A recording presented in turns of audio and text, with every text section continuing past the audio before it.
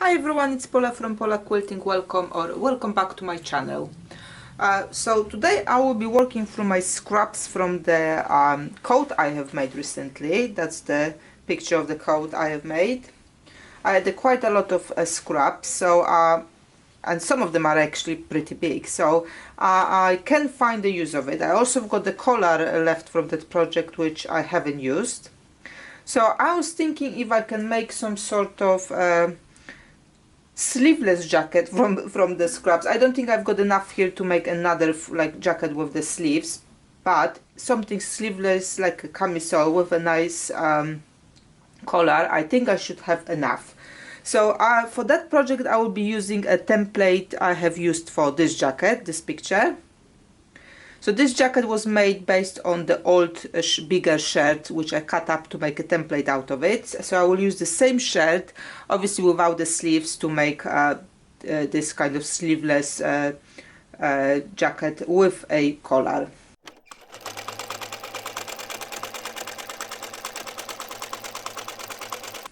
So first things first, I need to somewhat link it all together. And if you have seen my double scrapper tutorial, I will link it in the description below. I was working with a thicker fabrics put on the masking, which made the blocks thicker, and I've used strips to link it together. It's kind of halfway of the quilt as you go process. So I will use the same thing or similar method on here to link bits at the back, and then what I was thinking to do at the front is use 2.5 inches strips put into half like you would do for the binding and put it on top of it. I will do some testing and I will show you how it looks, and if it's kind of what I want to do, I will carry on with it, and if it's not working, I will show you what else I will finish that project.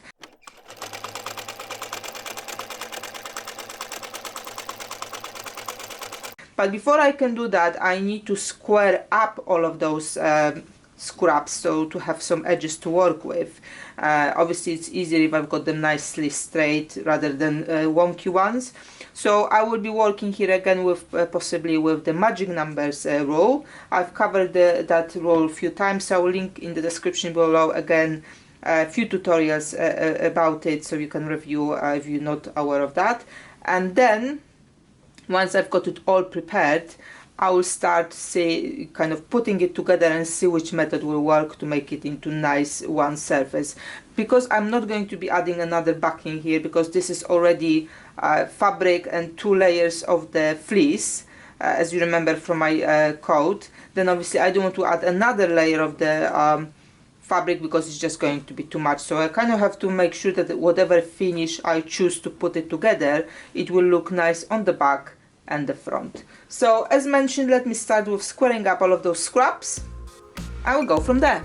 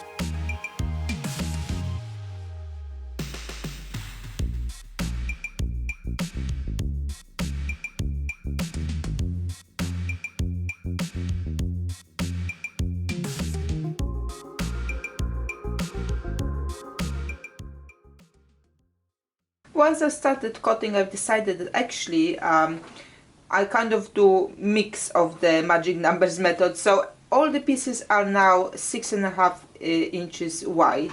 That means I can literally just stack them together like this to the length I need once I've put it on the board with the piece of the pattern. And then obviously I can add another kind of column or row next to each other to build it up to the width I need for the whole piece. So I think cutting it to the same format will make sense. I do keep all of those smaller pieces still because I do not know if I've got enough for whole of the pattern. I would like to make it a little bit longer than the jacket before. I might use it for pockets and things like that. So until I've got everything done, I will hold on to those scraps and see if I can use them anyhow later on. Or I can still make a nice bag out of it if I've got enough. I did make a bag before, so we'll see.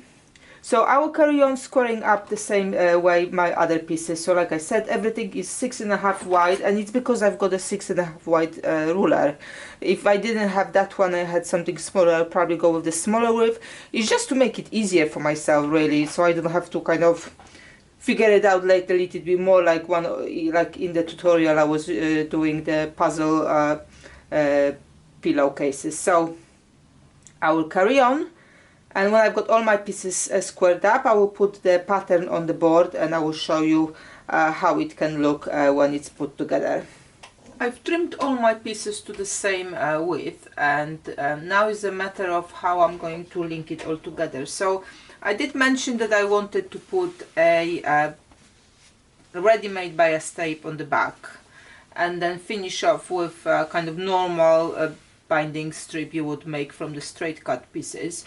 And I kind of tested my theory, and it doesn't look bad, but it really creates a lot of thickness here, and I think that kind of will be too much. It's going to be a cloth, and I would like to rather have a little bit more softer, so I've discarded this idea. So the second bit I did test on was I did the binding, the ready-made binding on the back and ready-made binding at the front, and that kind of is almost where I wanted to be. That's not bad result, but kind of a lot of work because you need to put the first binding first and then the second one on top of it. A lot of runs through with the one piece to achieve small kind of part of the project as this one. So the last one, I've decided that actually, how about I just butt up two pieces as I would do normally with maybe leftovers batting, zigzag them here, and that will be the back, and then just finish it off nicely at the front. And here at the front I was playing with some decorative stitches, so you could finish with the straight stitch, it's fine, or you use decorative stitches, and I've chosen something like this, just a little bit different spacing for the final process. So let me show you how I'm going to link my pieces together in detail. Okay, so this is the stack of the pieces I need to first zigzag together. Order really unimportant, I'm just going to randomly stitch them together. And then I've got this green bias tape I will be putting on top to cover my stitches. So let me quickly zigzag them. The zigzag I like to be quite wide to make sure that it kind of holds nicely on both sides. So just do some testing on your own machine, because obviously the setup on yours might be different than on mine.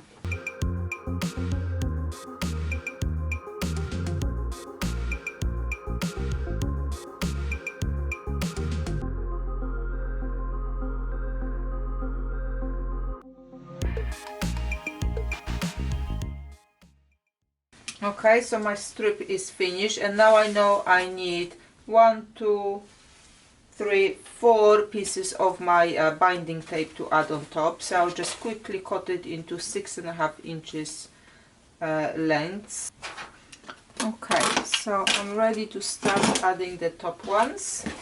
So this ready-made bias tape, it's got grooves here on both sides, which is great for stitching because you're just going on within the groove. And I'm just lining up the edge of my bias tape with where my zigzag is, that in the middle where the two pieces are meeting, and I'm just going to go with the straight stitch there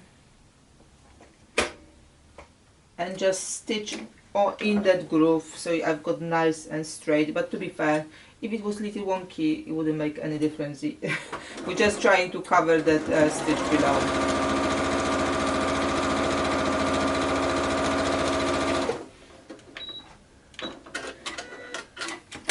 And I would have had all of those pieces stacked up to do one after another for all the project. but here I'm just trying to show you one thing. So I'll just need to cut the thread in between, and that's the next piece. And here I will turn around, and I'm doing it on purpose because the decorative stitch I want to change, you know, finish off with later. I would like to have it change direction. I don't want them to go exactly the same way. Now I can swap to my decorative stitch.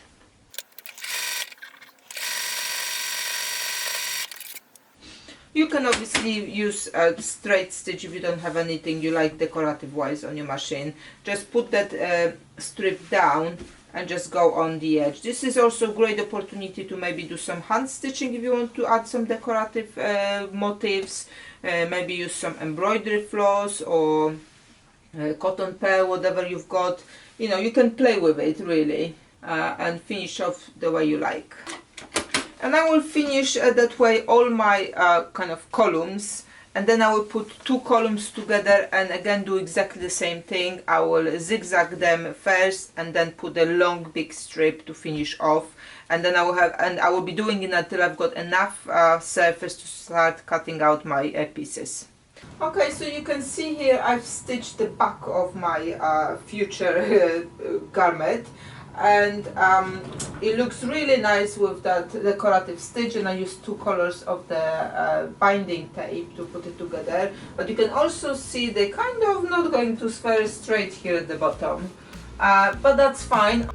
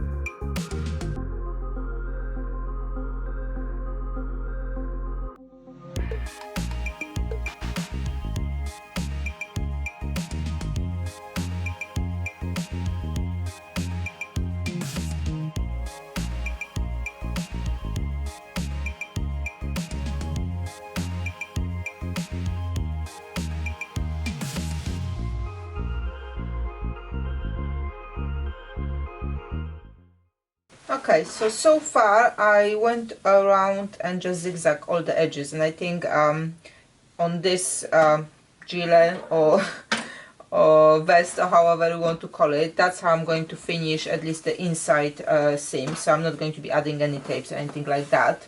I will think about the outside in a minute, what I would like to do here. I did sew it, I put it on me, and it looks great. A part of those back cuts for the armholes, they're kind of sticking out too much, so I just put it flat here, and I think if I cut that bit the same way as it kind of goes with the front, that should kind of eliminate that problem. That's the fun stuff working with the scraps, is that you always can adjust something and you don't have to worry about anything. So I will just literally trace it with that front here, angle it here nicely, or even maybe go straight up, and then check it out how it looks, and then if it looks good, then I can obviously just restitch here with the zigzag. That's not a problem, and I will do that on the both sides. The next bit I will need to do after I've done that is to add pockets. So I've stitched some scraps again the same way as I've done the front and the back. That should be big enough now to cut some pockets. I will add it in, and I'm just thinking now, do I need something at the front to close it or just leave it open? I don't know yet. Let's finish off, put the pockets, and then I will see what I would like to add it. You know, whether there is going to be a close-up or not, and then I can just finish the edges with the either, like I said, I don't know yet what, maybe binding tape, or maybe I will leave it like this. Let's just, you know, I can have one with a little bit of rough style. Okay, let's crack on with those sleeves.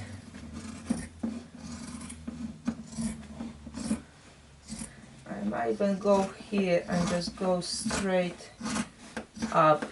You know, the pattern is from the old shirt, so the shirt is kind of shaped differently to what the, you know, normal garment is, so a vest type of garment. So I just dropped it on the floor, but actually that will be good bit to kind of, will I be able to measure against it? I've started here. I'm just thinking how much I've cut at the top to make sure I will cut the same amount.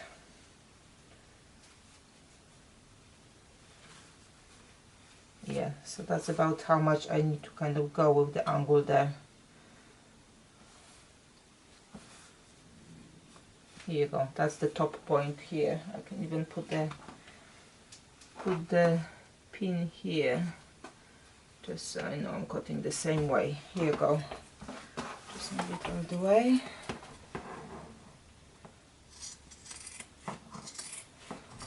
To be fair, if it's a little bit wonky, I don't mind either. I'm just using scraps here, so it's not like I used, you know, best fabric and best pattern here. I think it looks pretty even now, so let me just pop it on and see how it looks now. That looks much better now with that different kind of shape there, so I will leave it as is. I will just zigzag at the end, but what I need now is those two pockets so I can add it on to finish it off. So I normally go with the square, but I've got this kind of, this shape came around on its own, so maybe it's something I can kind of use. I just want to see whether it's not too big and how would I need to put it on. I think it's a bit too big to put at front, so just see how many inches do we have. So here is about 11 inches. I think if I get the square of probably 9 inches square, that will be perfect, and then I will trim one side as usual and stitch it on. So let's just square it up, and here I will just eyeball more or less. I'm leaving 3 here and maybe about 4 here, but you know, that does not require actual specific measurement here. Okay, pockets ready. So now I just need to put the vest on me again, just to measure where I want to place those pockets. Once they are stitched, I can finish off the front. And I am going to be actually using some embroidery floss on this one. I've got some embroidery floss I bought as a part of the charity kind of purchase, really. To, you know, the organization was raising money, so I got a bag of embroidery floss, but they were kept somewhere not the very good place, and they kind of little bit of, you know, smelly, so I cannot use it in my other embroidery work, you know, the one I'm putting in the frames, but for something I'm going to be washing, it's perfect. Now if you want to decor anything, you this type of work with your with embroidery floss, just remember they do dye. They're going to lose the color. Now on this type of work I don't mind, because even if it loses some color, that's just going to blend in, but I still use color catchers. Normally that's enough to catch the color. Just keep in mind this will lose the dye, and you know, sometimes you may like to achieve that effect as well, so that's something to think about. Okay, so this is more or less where I want my pockets to be placed. I just need to make it even, more or less.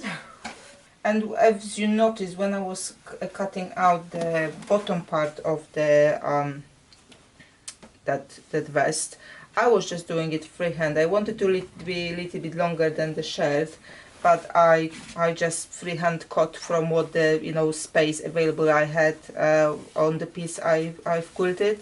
So they are not even front and back. They've got waves in different places, and that's the effect I was going for. So now, before I put the pocket on, I just need to think about how I want to finish, because I either need to kind of do something with the pockets first before I sew it, or I'm going with the raw edge finish. I think I will do something with them first. It's kind of against me a little bit to do it that way. I don't mind inside, but outside I think I like to have a little bit more polished. But let me just mark where the pockets are going to go, so that I don't have to do it again. So I just put the pin here, that's where this one will go, and then more or less that's where this one will go. Okay, as you can see, I've stopped measuring anything really on this one. I'm just going, free range on that one altogether.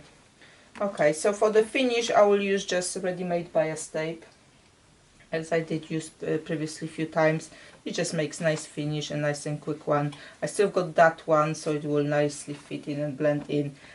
And then the next step, before I stitch the pockets even, I can now, like in the coat, I will open those seams and I will stitch them down. As you can see, I've used quite a nice thick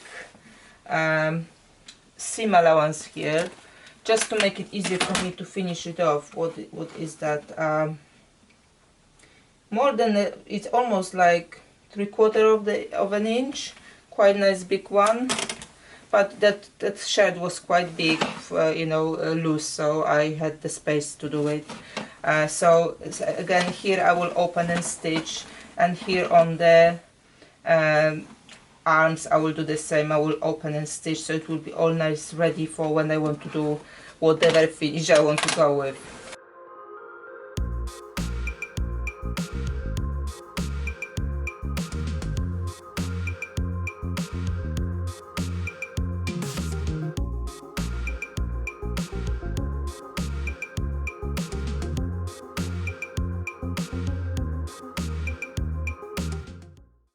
So you've seen me trying to put that collar on. I guess it's not meant to be.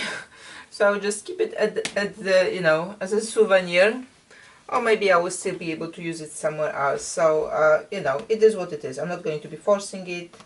I'll leave it as is. So this edge is all nicely finished now. I think the last bit of finishing off is the armhole. I will do it the same way as I've done here. And my vest is going to be ready.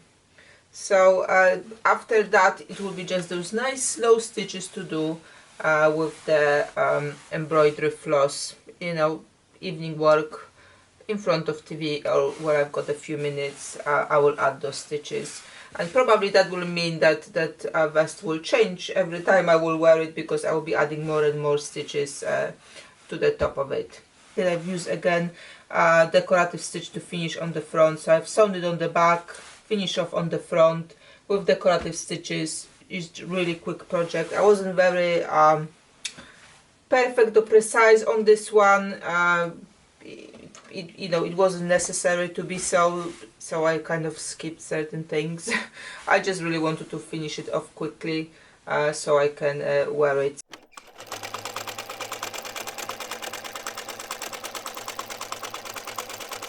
And here are a few pictures of me enjoying a little bit of spring sunshine in my new vest.